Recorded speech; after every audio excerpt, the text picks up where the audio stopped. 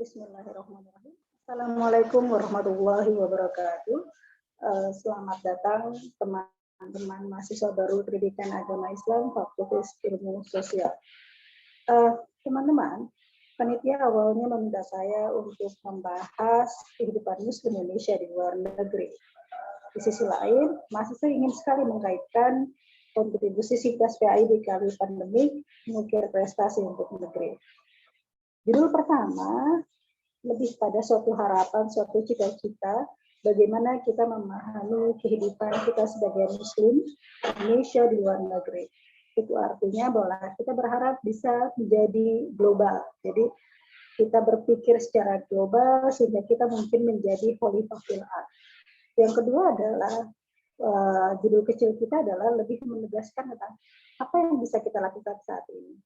Satu hal yang menarik ada korelasi di antara keduanya adalah kita harus melakukan segala sesuatu yang bisa dilakukan hari ini untuk bisa mencapai cita-cita di kemudian hari.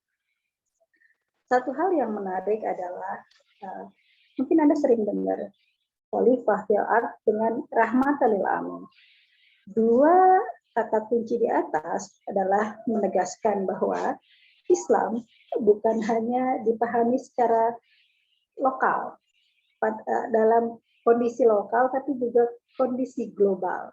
Jadi kalau dikatakan khalifah fil ardh, maka adalah bagaimana kita mampu menjadi khalifah di muka bumi. Kita bisa menjadikan Islam bisa diimplementasikan di berbagai lokasi. Nah, yang kedua ada rahmatan lil alamin. Ini adalah keistimewaan agama Islam, yaitu adalah agama yang bisa beradaptasi di seluruh dunia. Nah, hal ini Anda hanya bisa lakukan kalau Anda tidak hanya tinggal di satu tempat, memahami budaya satu tempat. Anda pun harus mau untuk bisa memahami budaya lain. Karena terkadang implementasi yang dilakukan bukan hanya sekedar tekstual, tapi kontekstual. Satu hal yang pasti misalkan, kita sering dengar kalau ada orang yang terhubung dengan budayanya sendiri dalam memahami Islam, maka kita biasa sering dengar istilah yang mungkin dia kurang fikih, mungkin dia kurang jauh jalan-jalannya. Contoh paling gampang, secara kebiasaan, secara adat istiadat, kita terbiasa khususnya wanita sholat menggunakan mukena misalkan, sehingga kita terbiasa kalau mau sholat harus pakai mukena. Di lain sisi, misalkan, kalau laki-laki disarankan pakai sarung. Sehingga ketika kita melihat orang yang tidak menggunakan mukena atau tidak menggunakan sarung, kesannya ada yang salah. Namun menariknya, ketika Anda jalan keluar negara atau kota lain, gitu misalkan, ada kan hal yang berbeda. Contoh paling gampang, saya pernah menjadi petugas haji di Saudi Arabia. Di sana saya baru paham misalkan, mukena memang banyak digunakan oleh orang kita, tapi mereka tidak kenal mukena, gitu kan. Jadi pernah suatu saat saya sholat dengan menggunakan rok misalkan, tiba-tiba di samping saya orang Indonesia dan dia tahu saya orang Indonesia, misalkan dia langsung protes, dia memarahi saya, gitu. Menceramahi lah istilahnya. Artinya kenapa nggak mukena? Padahal pada saat itu memang kalau Anda tinggal di negara-negara Arab, yang penting bukan mukenanya, tapi menutup auratnya. Dengan demikian kita akan memahami bahwa menjalankan Islam bukan sekedar tekstualis, bukan sekedar simbol. Walaupun di Indonesia simbolnya misalkan sholat dengan mukena, tapi di luar sana yang penting adalah value-nya, menutup auratnya.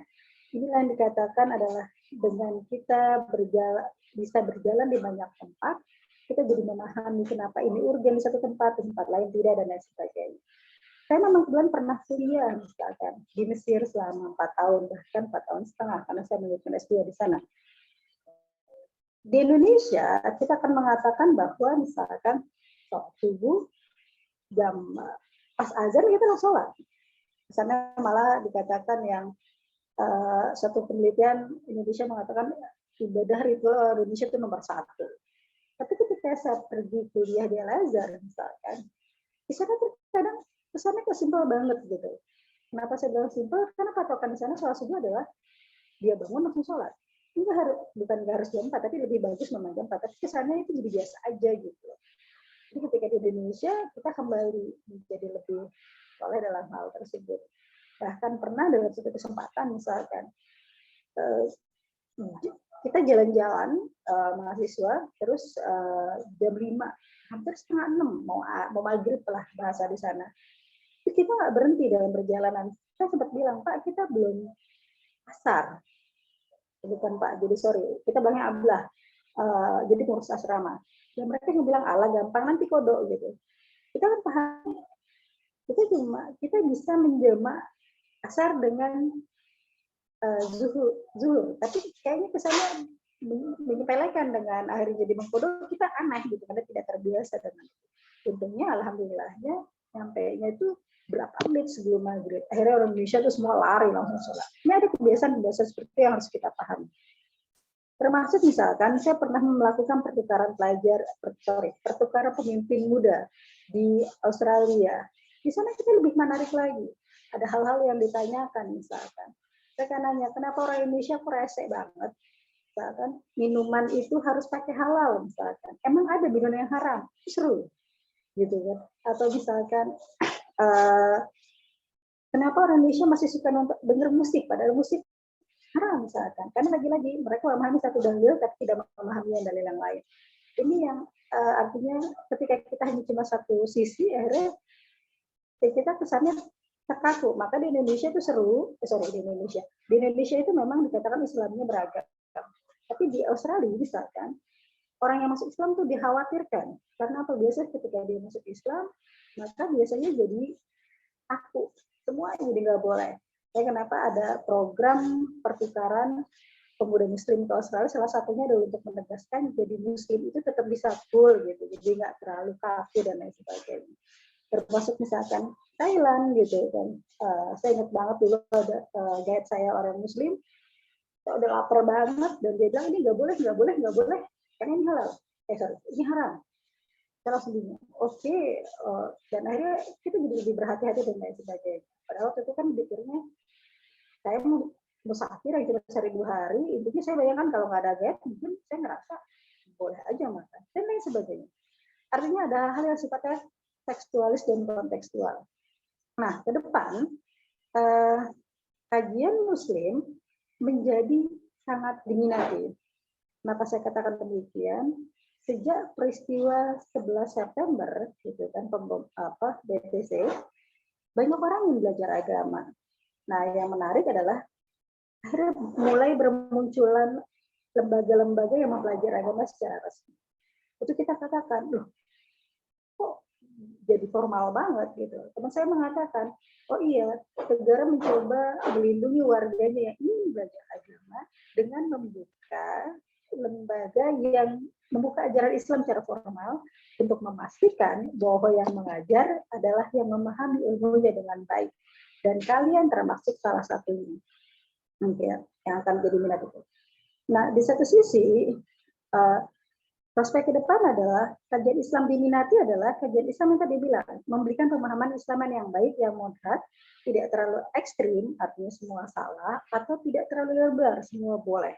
Jadi disinilah umat Indonesia sebenarnya ada di tengah itu. Nah, Anda harus bisa melakukan analisis, karena lagi-lagi orang tidak akan bisa mengaku di tengah kecuali memahami yang mana kanan, yang mana kiri.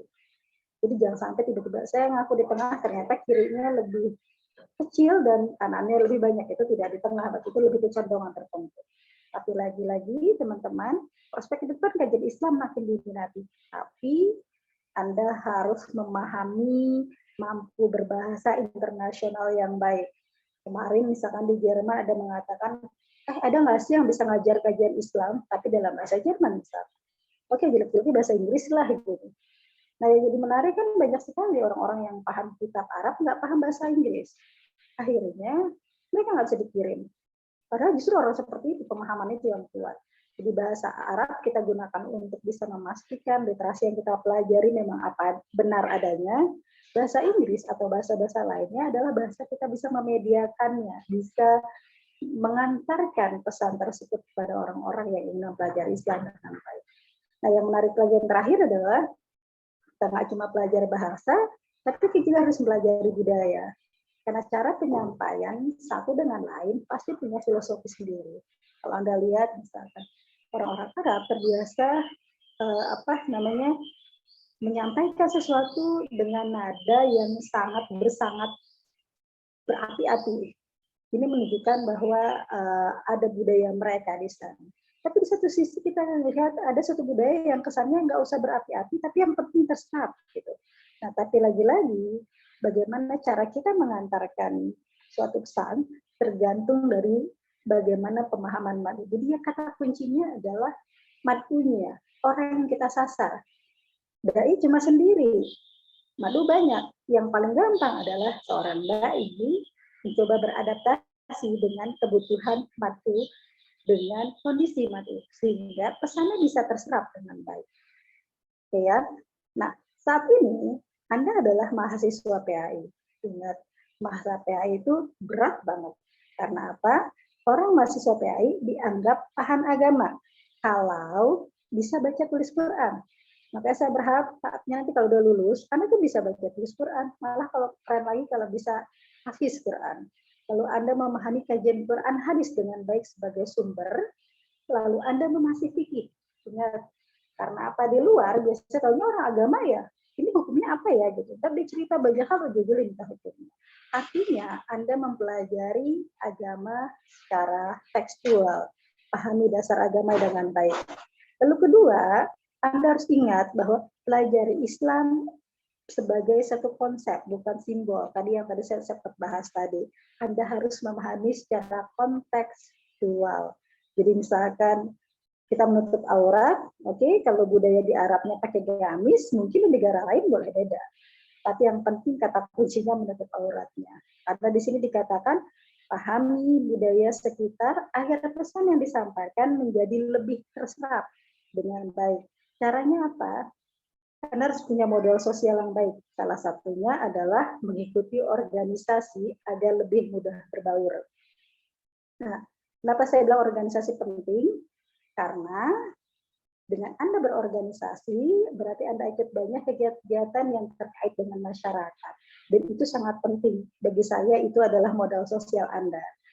Saya merasa bahwa misalkan saya punya teman-teman dari berbagai negara, gitu, saya berbagai daerah. Jadi kalau saya ke tempat daerah, tiba-tiba ketemu mereka tuh enak gitu. Ada teman yang dituju. Gitu. Ini adalah modal sosial. Yang kedua adalah pahami bahasa. Artinya karena tadi saya bilang bahwa untuk menyampaikan suatu pesan, Anda harus menyesuaikan diri dengan madu. Pahami bahasa. Biasanya kan simpel. Kalau ada orang barat, ya kan datang ke tempat kita, dia bisa ngomong selamat pagi, kita senang banget. Nah, itu pun sama dengan kita. Artinya kalau kita datang ke suatu daerah, kita mencoba untuk memahami bahasa, dia menyampaikan dengan bahasa, biasanya pesan yang kita berikan akan lebih jelas. Hal ini menunjukkan bahwa ada penguatan konten dan sosial budaya. Nah, lalu saat ini kita pandemi. Dalam pandemi, pemahaman agama makin penting untuk mencegah kepanikan. Kenapa saya bilang mencegah kepanikan? Karena ada orang yang mengatakan, oh enggak, sholat harus di masjid. Di satu sisi, oh enggak bisa. Pandemi itu misalkan membuat orang enggak boleh sholat di masjid. Nah, jadilah pertentangan yang cukup menarik, kepanikan. Satu sisi ada orang tetap nekat ke masjid, padahal dia tertular misalkan. Nah, inilah artinya Anda harus bisa menjelaskan, meningkatkan kesadaran bahwa beragama memang sangat dibutuhkan literasi yang baik. Anda boleh salat bisa, tapi pastikan Anda sehat dan tidak membahayakan orang lain. Satu sisi kalau Anda merasa Anda sakit, tahan diri. Bukan berarti Anda nggak bisa beribadah berjamaah misalkan, tapi Anda bisa tetap beribadah walaupun hanya di rumah. Yang penting Anda juga sehat, yang lainnya juga tidak berbahaya, tidak berbahaya dan tidak membahayakan. Yang kedua adalah dulu orang belajar agama bisa datang ke taklim misalkan. Dulu orang misalkan belajar agama bisa ikut diskusi sore misalkan. Tapi itu kan nggak ada. Saat ini tuh susah karena berkumpul pun dilarang. Nah, disinilah banyak sekali kajian agama secara virtual dibutuhkan untuk mengisi ruang yang kosong. Nah, yang menariknya lagi, ada penelitian misalkan yang mengatakan, oh ternyata banyak juga ya kajian-kajian agama yang pesannya yang melarang ini itu gitu. Nah, di sini makin penting lagi nih, bagaimana kita bisa kontrawacana dengan hal-hal yang awalnya ada kajian-kajian yang tidak berlandasan, tidak memiliki argumentasi logis, dan dengan kita melakukan hal yang sama, kita bisa meluruskan pemahaman tersebut. Nah, di sini berkatakan bahwa kita harus bisa berkontribusi dalam kegiatan keagamaan, walau melalui Zoom atau media-media lain, atau bikin YouTube dan lain sebagainya. Jadi pandemi mengingatkan kita untuk bisa melakukan penguatan media, termasuk yang saya lakukan misalkan. Saya jadi memahami ternyata ada masalah dengan speaker saya misalkan, sehingga akhirnya saya harus bisa memutar akal bagaimana cara materi ini tetap sampai, akhirnya direkamlah melalui Zoom. Oke teman-teman, jadi ini yang kita lakukan. Artinya kita ingin sekali ke depan teman-teman di sini termasuk orang BEM-nya dan teman-teman Anda semua adalah menjadi muslim yang punya kontribusi global. Jadi bukan hanya daerah Anda sendiri, tapi juga bisa keluar, bisa memberikan pencerahan pemahaman agama yang baik. Dan itu membutuhkan banyak hal tadi, bukan hanya mempersiapkan diri, mempersiapkan konten, mempersiapkan memahami mad'u dengan mempersiapkan modal sosial dan budaya, dan terakhir adalah karena seperti pandemik kita butuh penguatan media. Mungkin itu dari saya, tapi saya ingin mengenalkan satu hal. Saya pengen bikin kuis Cinderella. Jadi untuk memastikan Anda memahami materi yang disampaikan, saya akan berikan 2 door prize. Ketentuannya, 1, tulis inspirasi yang kalian dapat dari materi Anda hari ini yang saya sampaikan dalam 1 kalimat dan dikirimkan ke WA moderator materi hari ini, yaitu Kak Muslimatun ya. Selamat hunting nomornya, semoga ketemu. Deadline-nya jam Cinderella sebelum atau 23.59 malam ini. Ingat, tulislah nama dan nomor HP, bukan nomor WA, karena bisa jadi Anda terpilih menjadi penulis inspirasi terbaik yang akan mendapatkan hadiah door prize hari ini. Kalau pertanyaan kenapa harus pakai door prize, saya lebih pengen tahu, jangan-jangan Anda salah paham dengan apa yang saya sampaikan. Oleh karena itu, mohon bantuannya untuk meyakinkan saya bahwa apa yang saya sampaikan bisa terserap dengan baik. Demikian dari saya. Selamat belajar, selamat bergabung di keluarga besar ilmu agama Islam. Sukses buat semua, saya tutup. Assalamualaikum warahmatullahi wabarakatuh.